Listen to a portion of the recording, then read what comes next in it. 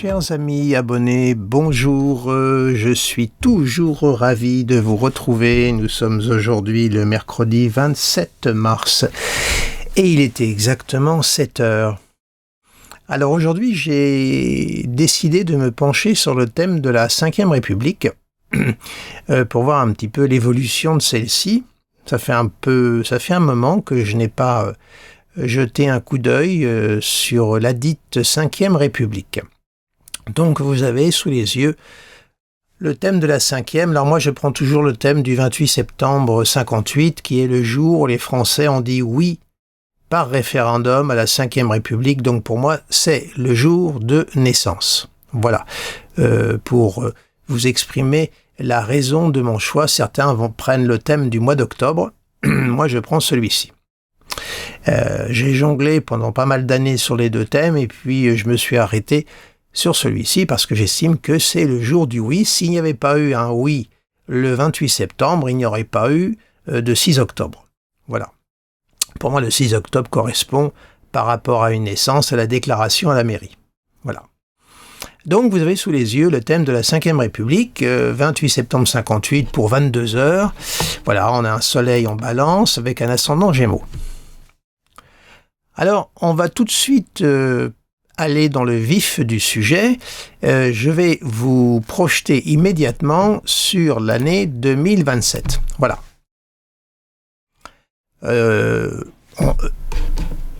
Jour pour jour, nous sommes le 27 mars, je fais un bond donc de 2-3 ans. C'est une question de repère dans le temps.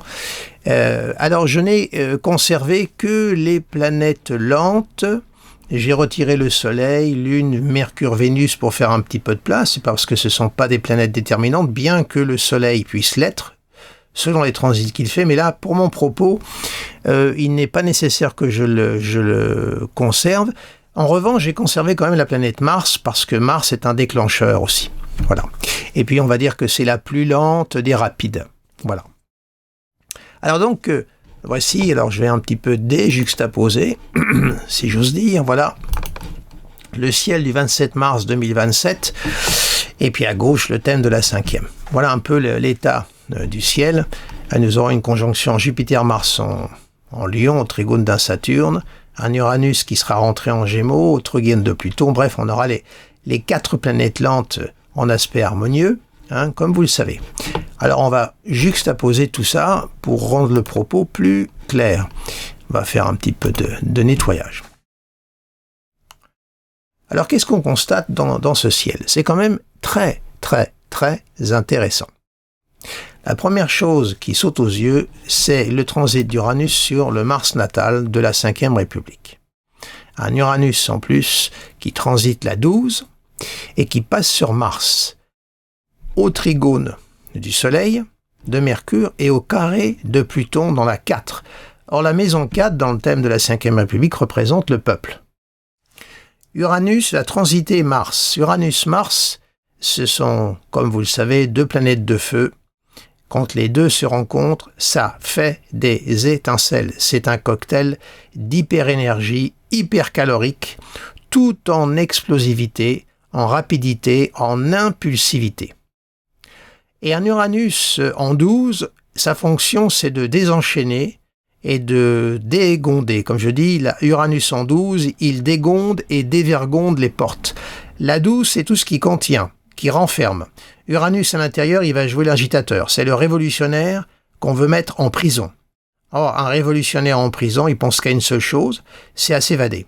Or, nous allons avoir un transit d'Uranus sur Mars. Et dans le thème de la Ve République, Mars est le maître de la Lune qui est en Bélier. Donc déjà, cet aspect-là, le transit d'Uranus sur Mars, carré Pluton 4, trigone Soleil, c'est un aspect de grande agitation. Ça se passe dans le signe des Gémeaux, qui est un signe mercurien, rapide.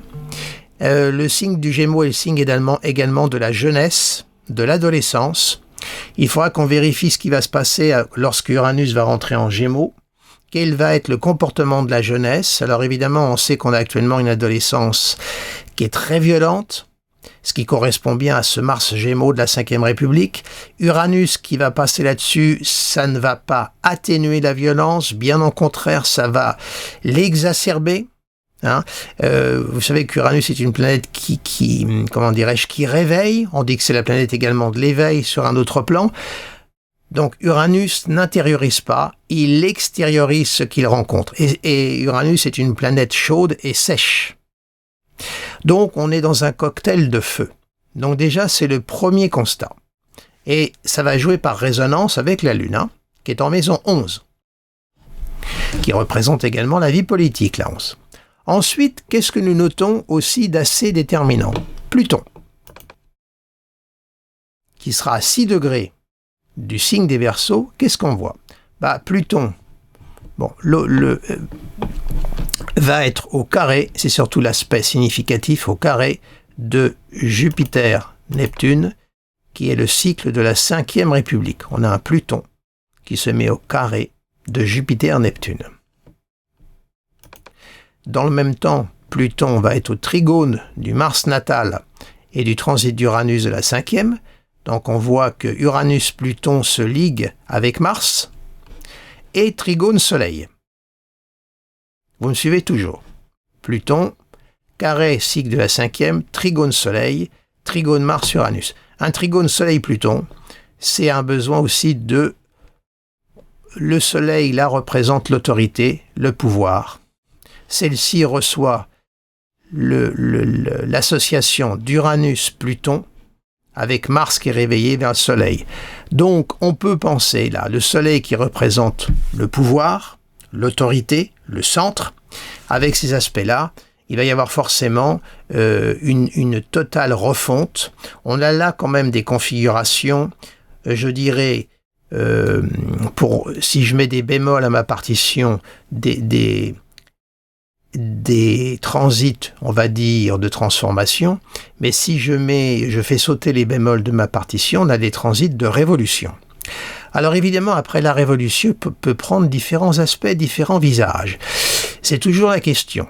Hein. On peut faire des révolutions qui ne soient pas des révolutions violentes, mais avec ce cocktail d'Uranus-Mars-Pluton, franchement, comme je vous le dis souvent, les aspects ne gomment pas la valeur intrinsèque symbolique des planètes. On a le révolutionnaire et puis on a le comment dirais-je? La terreur. Voilà, on a la révolution et la terreur qui sont associés et qui convergent vers le Soleil. Alors on voit vraiment que tous les fondements de la 5e République sont touchés. Le cycle Jupiter-Neptune par Pluton. Le Pluton au fond du ciel qui marque le peuple par Uranus qui passe sur Mars, lequel maîtrise la Lune qui marque également le peuple, le collectif. Donc on voit que là en 2027, alentour, ça peut commencer un petit peu avant, hein, je vous ai ciblé le 27, mais ne vous fixez pas sur le jour. On voit on va être à un moment de la vie de la 5e République où il va y avoir forcément une refonte de celle-ci. Il me semble improbable, au vu de ces transits, qu'on reste en l'état. Et on rajoute ensuite qu'il y aura la conjonction Jupiter-Mars. Or le Mars, là, qu'est-ce qu'il va faire? Il va au trigone de la Lune avec Jupiter. Autrement dit, on voit qu'on a un cocktail Jupiter-Mars. Là aussi, c'est pas un cocktail, c'est l'action pour ce qu'on estime être sa justice au trigone de la Lune, au trigone de Saturne, et nous aurons le transit de Saturne sur la Lune natale. Autrement, là, il y a quelque chose qui s'installe. Saturne sur la Lune, on est un petit peu dans le mythe de Chronos, vous savez, la révolution qui mange ses propres enfants. Vous voyez, on a là tout à fait la conjugaison, Uranus, Mars, Saturne, Lune. Donc là, il va y avoir, c'est un aspect quand même de grande frustration, mais cette frustration-là est complètement stimulée par une conjonction Jupiter-Mars qui fait trigone, donc ça veut dire que cette frustration-là ne va pas durer. Il va y avoir un sursaut, et ce sursaut va passer par ce transit d'Uranus sur Mars, lequel a maîtrise sur la Lune en Bélier. Or, la Lune en Bélier, c'est une position insurrectionnelle, la Lune Bélier. C'est le peuple qui est sous la maîtrise de Mars. Donc c'est la colère qui monte, et Mars va alimenter cette période avec une conjonction Jupiter-Mars. On voit en plus que l'axe des nœuds est aligné sur le méridien céleste, le nœud nord est conjoint au milieu du ciel. Donc on a là vraiment une configuration, des configurations qui marquent vraiment un changement profond dans la 5e République. Donc Nous ne sommes pas encore en 2027, nous ne sommes pas encore au seuil des élections présidentielles, nous avons encore quand même toute l'année 2024 à traverser, 25 et 26. Donc nous ne sommes pas encore au bout du compte et on a bien des surprises à vivre d'ici là, je vous le garantis. Attendons de voir ce que la conjonction Jupiter-Uranus va déjà faire. Alors je dis toujours, en termes de cycle, pour que vous compreniez bien, les choses n'arrivent pas forcément le jour J où le cycle se forme, mais on rentre dans une dynamique cyclique du renouveau du cycle Jupiter-Uranus qui va, conditionner les 14 futures années, puisqu'il se reformera 14 ans plus tard dans le signe du Cancer. Donc comprenez bien la dynamique cyclique qui se met en place. Alors, donc voilà un peu l'état du ciel. Et nous voyons également aussi que, alors là, mon logiciel marque une opposition Uranus-Pluton, à mon avis, elle est un peu large, je trouve. Elle est même énorme, cette opposition. Je ne comprends même pas pourquoi d'ailleurs il l'a marquée. Il ne devrait pas la marquer, donc vous n'en tenez surtout pas compte de cette opposition-là. Elle n'a pas lieu d'être. Vous voyez qu'on aura même Jupiter qui sera dans une opposition du milieu du ciel, et on aura quand même le transit de Mars pour le 27 mars qui sera opposé au milieu du ciel, qui marque la structure et qui marque l'orientation. On voit que nous avons un Pluton qui est rentré bien dans la 9, ce qui marque la politique étrangère, une politique étrangère qui est marquée par Pluton. Pluton qui sera quand même au trigone du Soleil, donc là on voit qu'il va y avoir besoin d'une transformation de la fonction solaire, donc de la fonction présidentielle, c'est clair, et le cycle Jupiter-Neptune qui est touché par Pluton, par carré. Donc pour moi, ça marque, je dirais, la fin de la Ve République. De toute façon, ça va marquer une refonte de la Constitution et de la Ve République. Il est clair que d'ici là, il va y avoir une prise de conscience collective, conscience avec la Lune, qu'il faut certainement revoir certains aspects de cette Constitution, je ne sais, voilà. Mais il est peu probable que cette Ve République reste en l'état.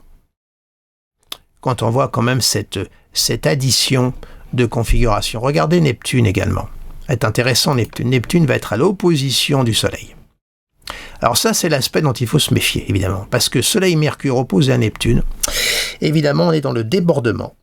On est porté peut-être par un idéalisme qui va nous faire, évidemment, enclencher tout un processus révolutionnaire, mais attention à la fiabilité et où peut nous conduire cet idéalisme, cette montée universelle et collective d'un Neptune qui est en maison 11 de surcroît, qui marque évidemment la vie politique, tout le secteur, opposé à Soleil et Mercure. Attention là, parce que ça peut donner évidemment un vent d'idéal, on est porté, mais alors attention où ça peut nous conduire. Donc il va falloir être en même temps très très vigilant de ne pas se laisser trop emporter par une vague, je dirais, révolutionnaire. Il va falloir essayer de garder toute sa lucidité et sa raison.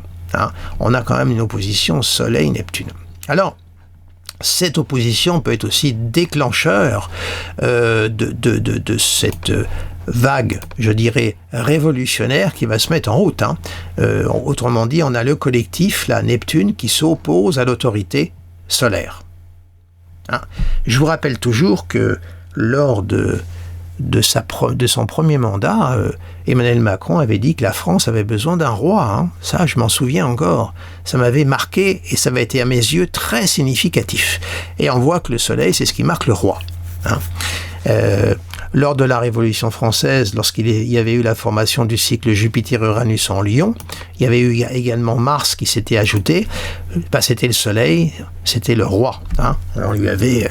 On l'avait décapité. Là, ça va se faire dans le signe du Taureau, ce cycle Jupiter-Uranus. D'ailleurs, dans le thème de la 5e, il va se faire dans la maison 12, au carré du milieu du ciel et au carré de la cuspide de 4. Ça va être intéressant à suivre également la formation de ce cycle en 12. Ce que je voulais aussi vous faire remarquer, si on revient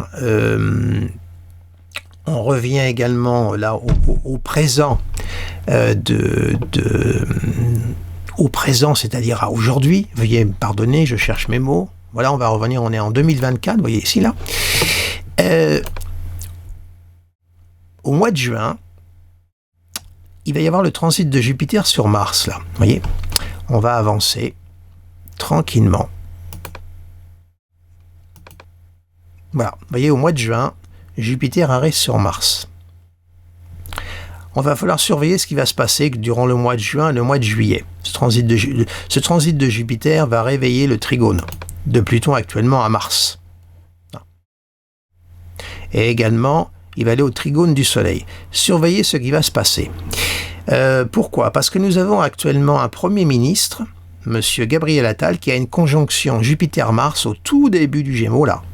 Donc la conjonction Jupiter-Mars de notre actuel Premier ministre épouse le Mars de la Ve République. Et il va y avoir la répétition de la conjonction Jupiter-Mars que M. Gabriel Attal a dans son thème.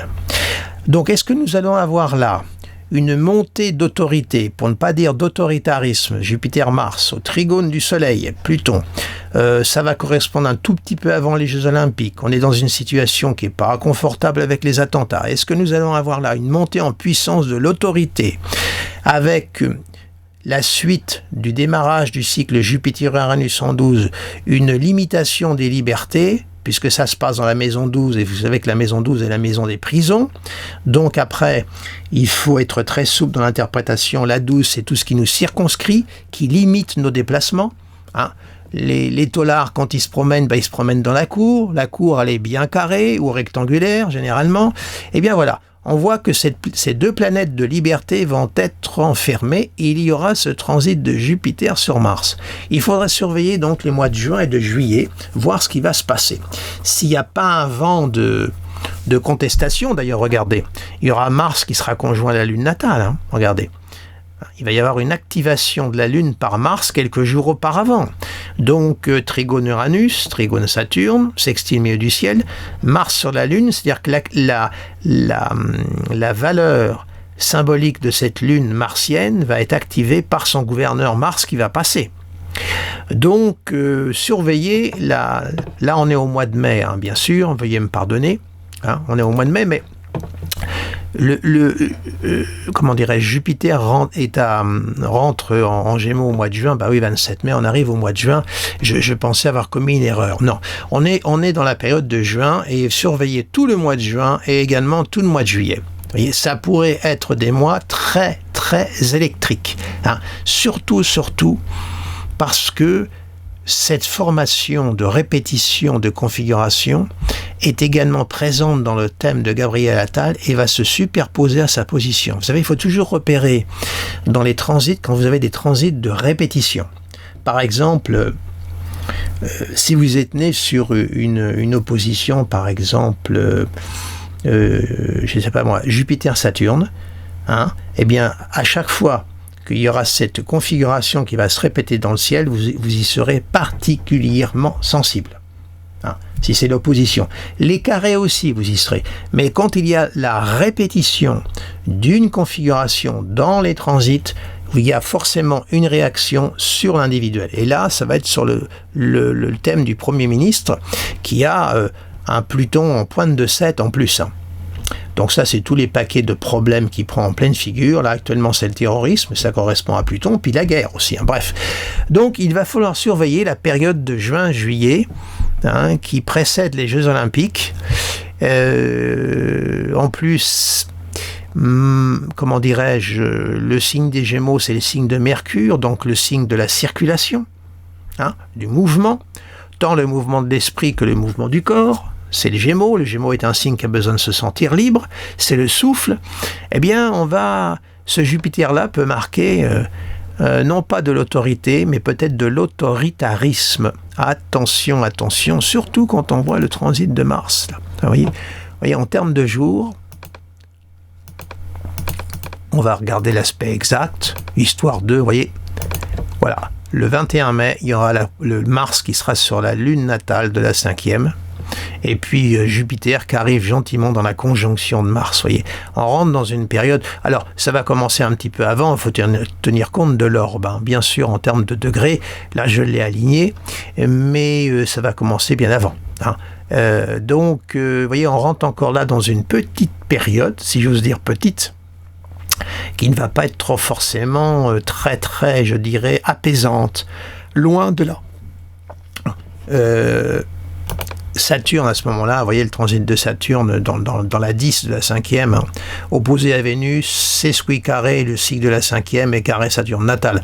Là, on a l'ordre, hein, la sécheresse, la raideur qui est juste installée à la culmination, enfin à la culmination, oui, à la verticalité du terme, vous voyez. Hein. Il va au carré de l'ascendant et au carré de la cuspide de 7. Donc on a ce côté très coercitif de Saturne, là, la sécheresse, l'ordre qui culmine, qui s'oppose à Vénus, hein, et sesqui carré, le cycle de la 5e, est carré à lui-même. Donc ça promet des périodes un peu sèches, n'est-ce pas? Et pas les périodes, on a même... pas tout à fait, mais j'allais dire l'amorce d'un sextile, il y a 5 degrés d'orbe entre Uranus et Saturne. Hein. Alors toutes les deux, qu'est-ce qu'elles ont en commun? Le sec. Hein. Saturne est froid et sec, et Uranus est chaud et sec. Donc c'est le sec quand les deux se rencontrent. C'est pas un indice non plus de souplesse, ni de liberté, c'est plutôt restrictif, ça resserre les boulons, tout ça. Hein. Bon. Donc, vous voyez, là, on est encore dans une petite période, là, le 21 mai, un peu embêtante, même s'il y aura une très très belle concentration en taureau. Hein, vous voyez, j'ai rajouté des rapides, Vénus et Mercure. Vous voyez, ça va être Mercure sera là, il va y avoir cette concentration dans la 12 de la 5e République, vous voyez, une grosse concentration. Et là, on voit qu'on a un besoin de liberté, mais cette liberté est complètement cadrée là, vous voyez. Et tout va transiter progressivement le Mars de la 5e. Et tout va passer sur la conjonction donc Jupiter-Neptune de notre actuel Premier ministre.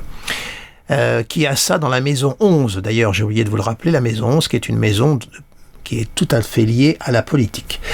Donc, on va bien voir de quelle autorité, voire autoritarisme, va être capable notre actuel Premier ministre. Ça va être un test intéressant. Parce qu'il a le transit de Saturne sur son amas en Poisson, hein. On va bien voir comment il va réagir et se comporter durant cette période. Ça va être très révélateur du personnage. Parce que ceux qui prétendaient que c'était un poisson mou, flottant, eh ben, à mon avis, ils vont déchanter. Hein. J'ai déjà fait l'interprétation de son thème, hein, et je vous avais démontré que le Neptune était bien sous contrôle, il est en Capricorne et très bien encadré.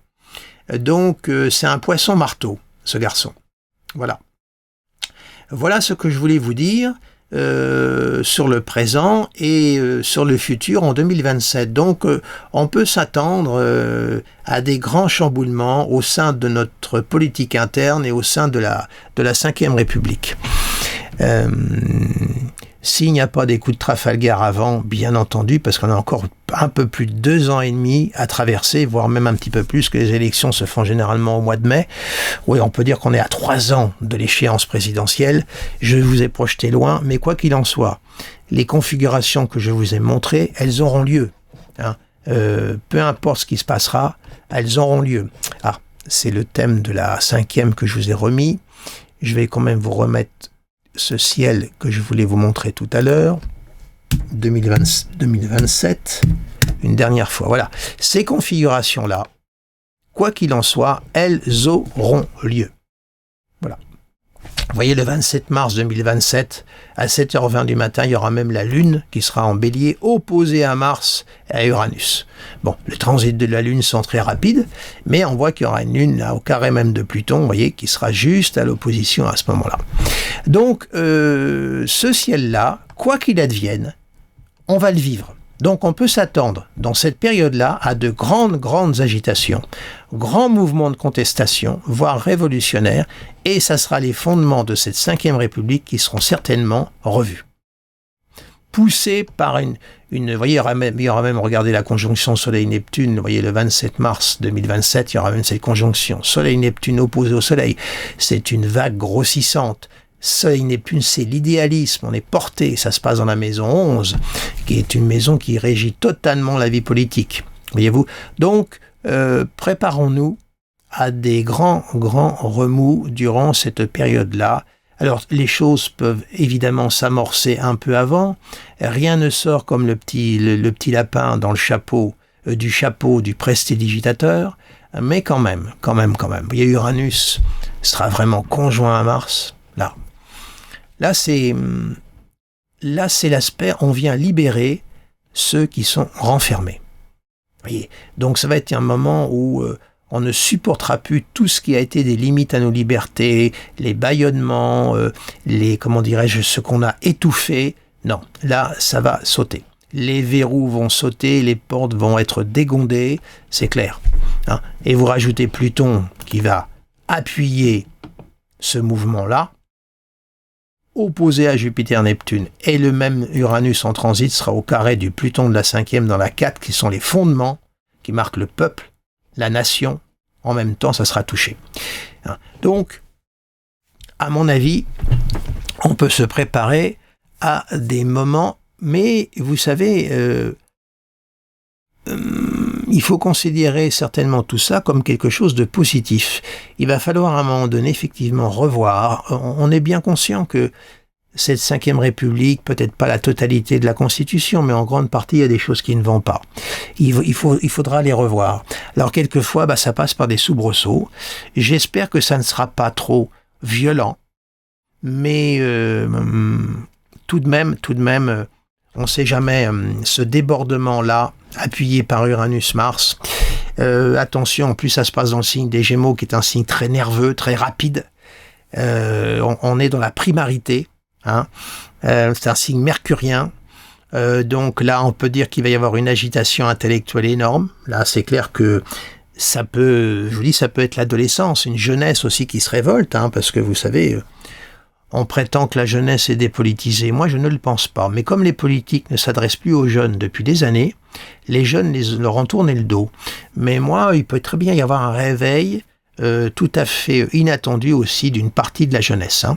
Et le signe des Gémeaux, c'est le signe de l'adolescence. Donc, vous savez, il faudra surveiller également ce qui va se passer de ce côté-ci. Écoutez, je ne vais pas... poursuivre cette vidéo plus loin. Voilà un peu la nature de mon propos. Je voulais vous présenter cette configuration, hein, pour le 27 mars. On voit quand même qu'on a un ciel qui bouge, hein. Vous voyez, des oppositions, des trigones, des carrés, vous me direz c'est normal. Dans tous les thèmes, nous retrouvons ça, mais là, c'est quand même... on voit que ce sont quand même des points très névralgiques qui vont être touchés. Soleil, l'autorité. Pluton, les fondements. Et puis aussi cette politique de terreur qu'on veut installer de plus en plus. Hein. Là, Pluton, lui, qui arrive là, qui va nourrir Mars et Uranus. On voit qu'il y a des secteurs. C'est comme si on mettait l'aiguille d'acupuncture sur le bon méridien. Et il y a la réaction voulue. Vous voyez, il y aura même Mercure, vous voyez, là, qui sera à l'opposition de Pluton durant le 27. Vous voyez, même Mercure opposé à Pluton. Voilà. Eh bien, écoutez, je vous remercie de votre attention. Alors, je vais peut-être recevoir des messages, on me dira, oui, mais d'ici là, il y aura peut-être des élections présidentielles anticipées, patati et patata. Nous verrons. Mais on a un président de la République, vous savez, qui est bien protégé par la Constitution. Hein.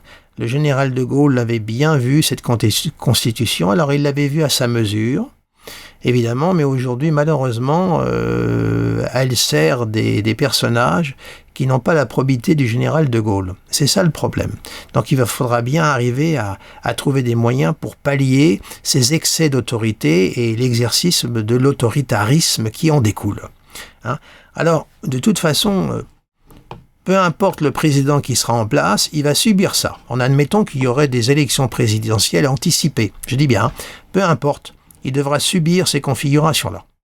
C'est clair. Bon, quant aux élections présidentielles anticipées, vous savez, vu le climat dans lequel nous sommes, la politique de terreur qui s'installe, globalement, avec le retour des attentats, la guerre en Ukraine-Russie, la guerre au Moyen-Orient, bref, on est dans une période, vous savez, actuellement, bon, certains parlent de lancer une destitution du président de la République, nous verrons bien jusqu'où cette initiative va aller, si elle va être soutenue, hein, c'est Nicolas Dupont-Aignan qui veut lancer cette initiative d'une demande de destitution du président de la République. Mais là, c'est très très compliqué. Quand on a bien lu la Constitution, je peux vous dire que pour destituer un président en place, c'est très compliqué. Les États-Unis, sur ce plan, ont une politique qui est beaucoup plus souple, avec le Congrès, etc. Nous, vous savez, il y a eu la Révolution française, mais au fond, ça n'a pas changé grand-chose.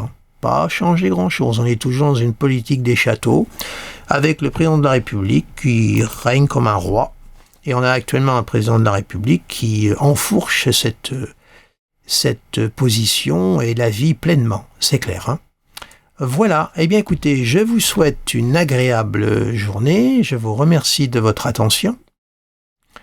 Pour les nouveaux venus, abonnez-vous à ma chaîne. Vous pouvez aussi vous abonner à mon site internet, comme ça vous recevrez toutes les newsletters qui vous indiqueront les nouveautés que je mets en ligne. Mettez un petit pouce si vous avez aimé, parce que comme ça permet à ma vidéo d'être un petit peu plus, j'en dirais, référencée par Google. Mais rien ne vous y oblige, bien sûr. Et puis, je vous remercie de votre fidélité, et de votre attention, et je vous dis à très bientôt. Et je vous souhaite une excellente journée.